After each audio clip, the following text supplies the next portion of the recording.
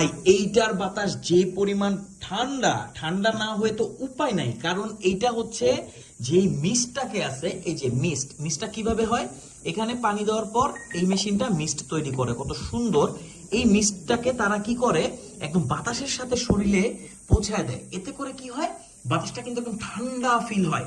So আপনার রুমে যদি গরম বাতাস থাকে আপনি নিশ্চিন্ত থাকেন, কারণ আপনার কাছে ঠান্ডা বাতাসই পৌঁছবে। আবার এখানে যদি বরফ দিয়ে দেন একটু, ওহ মাই গড, মানে এটা বলার কোনো অপেক্ষাই রাখে না।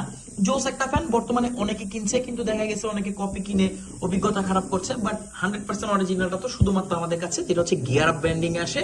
Gear up air cooler fan, তিনটা কালার আমাদের কাছে অ্যাভেলেবল আছে, গ্রিন, ব্ল্যাক আর জাস্ট হোয়াইটটা কালারটা দেখেন ভাই, মনে হয় যে মানে প্রিমিয়ামনেস ওভারলোডেড।